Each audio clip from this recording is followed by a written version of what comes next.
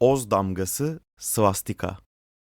Svastika tarihsel olarak çok eski bir semboldür ve kökenleri binlerce yıl öncesine dayanmaktadır. Bu sembol arkeolojik buluntular ve araştırmalar ışığında en az 12 bin yıl öncesine, yani Neolitik döneme kadar uzanmaktadır. Özellikle Orta ve Güney Avrupa'da yapılan arkeolojik kazılarda taş ve kil tabletlerde, seramiklerde ve diğer eserlerde svastika motiflerine rastlanmıştır. Bu dönemlerde svastika genellikle güneşi, döngüsel hareketi, bereketi ve yaşamın devamlılığını temsil eden bir sembol olarak kullanılmıştır. Svastika ayrıca Hint alt kıtasında da çok eski bir geçmişe sahiptir. Hindistan, Nepal ve diğer Hindistan alt kıtası ülkelerinde yapılan arkeolojik araştırmalar, svastika motiflerinin Bronz Çağı ve Demir Çağı dönemlerine kadar uzandığını göstermektedir. Hinduizm ve Budizm gibi Hint dini ve felsefi sistemlerinde svastika, iyi şansı, refahı ve evrensel dengeyi simgeler. Şekil olarak Oz damgası çoğunlukla svastika olarak tanımlanmaktadır.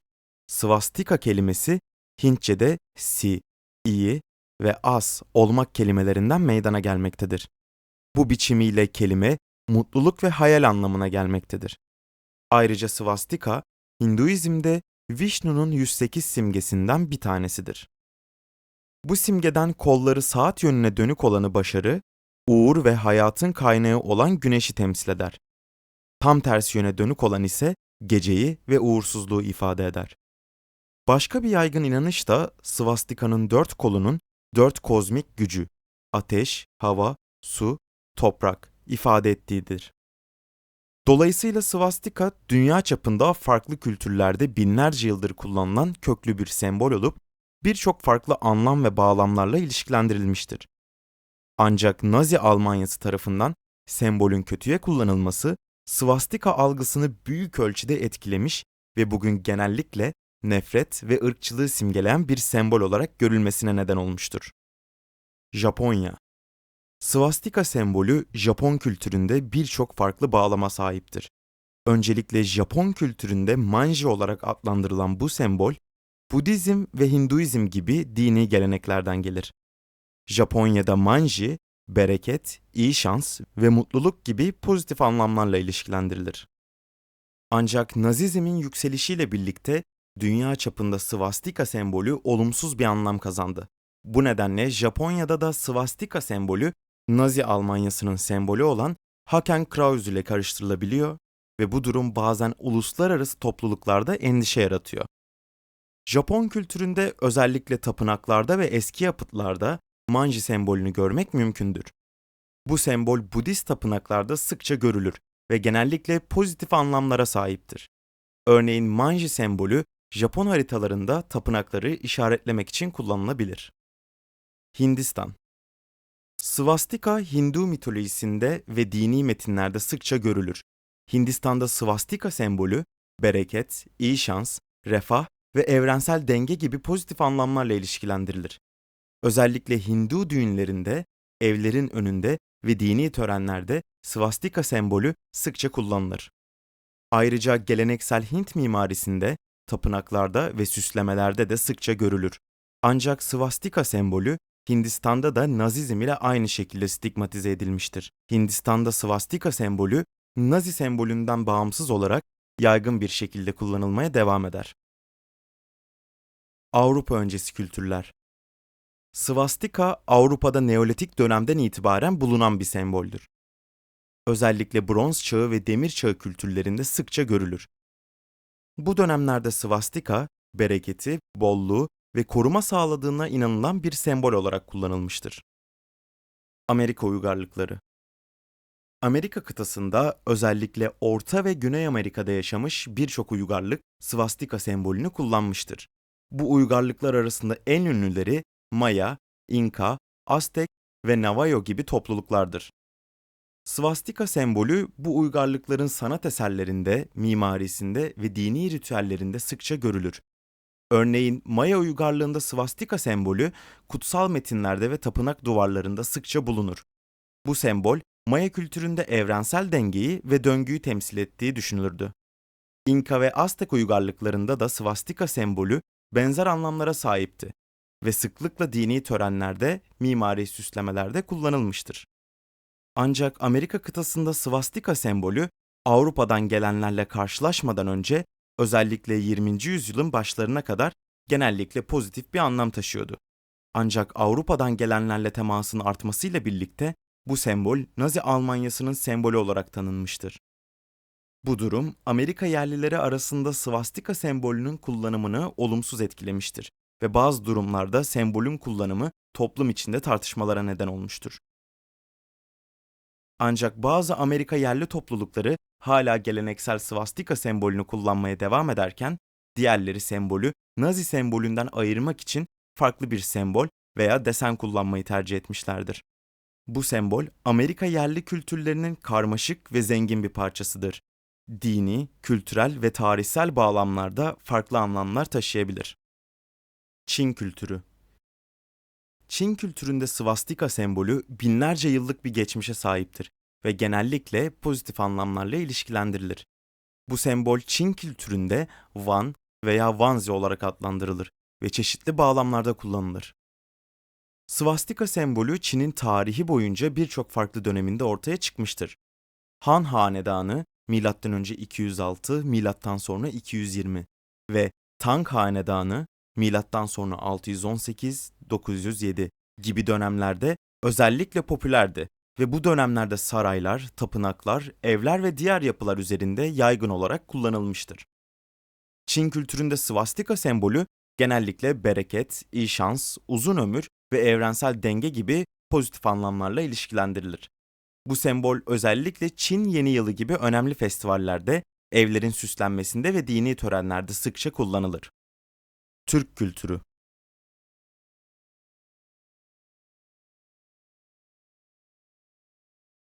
Türk kültüründe svastika geçmişi binlerce yıl öncesine dayanan önemli bir semboldür.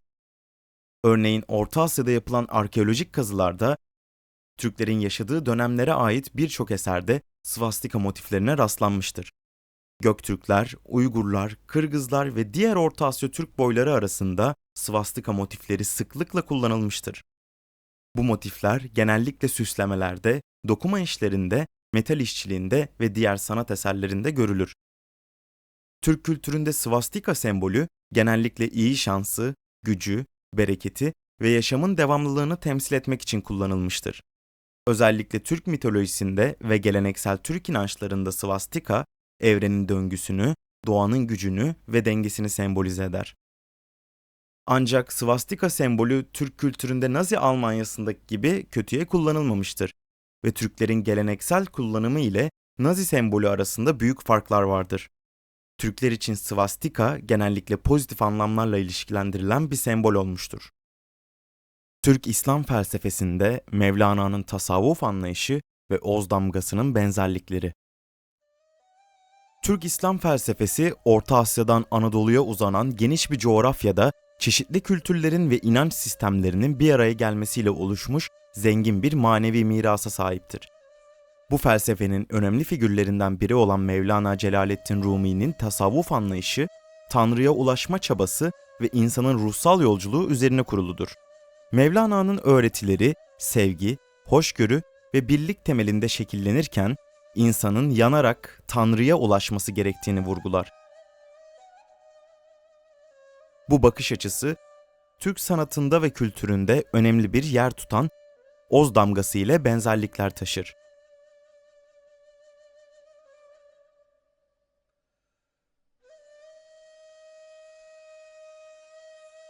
Mevlana'nın tasavvuf anlayışı. Mevlana Celaleddin Rumi 13. yüzyılda yaşamış ve eserleriyle tasavvufun en önemli temsilcilerinden biri olmuştur. Mevlana'nın tasavvuf anlayışı, Tanrı'ya ulaşma ve onunla birleşme üzerine kuruludur.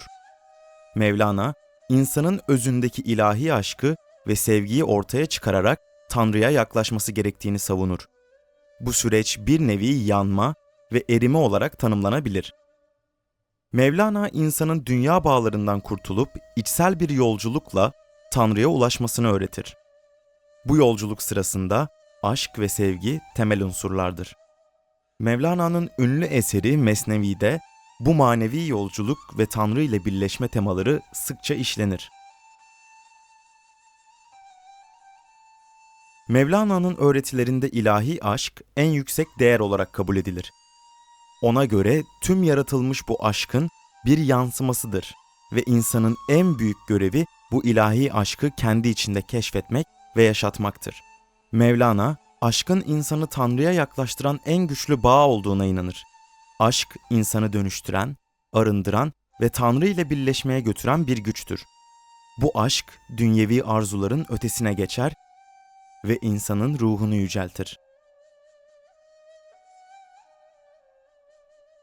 Mevlana'nın tasavvuf anlayışında insanın manevi yolculuğu büyük bir öneme sahiptir. Bu yolculuk insanın kendi iç dünyasında yaptığı bir seferdir ve bu seferde kişinin nefsini terbiye etmesi, dünyevi arzularından arınması gerekmektedir. Mevlana bu süreci yanma ve erime olarak tanımlar. İnsan dünya bağlarından kurtulup aşk ateşi içinde yanarak ruhunu arındırır ve Tanrı'ya doğru yol alır. Bu süreç insanın kendi özüne dönmesi ve ilahi olana ulaşmasını sağlar. Oz damgası. Türk kültüründe Tengri veya Tanrı kavramı gökyüzü ve ilahi olanla ilişkilendirilir. Oz damgası, Türk sanatında sıkça kullanılan ve Tanrı'ya ulaşmayı sembolize eden bir işarettir. Bu damga bazen doğrudan Tanrı'yı temsil ederken bazen de üst kimliği ifade eden bir sembol olarak karşımıza çıkar. Özellikle Orta Asya Türk kültüründe bu damga manevi yolculuğu ve Tanrı'ya ulaşmayı temsil eder. Oz damgası eski Türk inanç sistemlerinde önemli bir yere sahiptir. Damganın şekli genellikle svastika olarak bilinir ve bu sembol iyilik, mutluluk ve güneş gibi kavramları ifade eder. Svastika aynı zamanda döngüselliği ve sürekli yenilenmeyi simgeler. Türklerin İslamiyet'e geçişleriyle birlikte bu sembol İslami inanışlarla da bütünleşmiş ve tasavvufun göğe yükselme temasını simgelemeye başlamıştır. Böylece Oz damgası hem eski Türk inançlarını hem de İslami öğretileri bünyesinde barındıran bir sembol haline gelmiştir.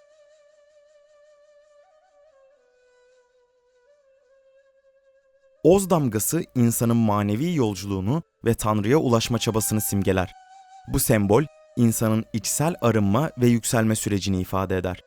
Türk mitolojisinde göğe yükselme ve Tanrı'ya ulaşma teması sıkça işlenir. Bu anlayış İslamiyet'in kabulüyle birlikte tasavvufun öğretileriyle de örtüşmüştür. Tasavvufta insanın ruhsal bir yolculukla Tanrı'ya ulaşması gerektiği vurgulanır. Bu süreçte insan nefsini terbiye eder, dünyevi arzularından arınır ve ilahi olanla birleşir.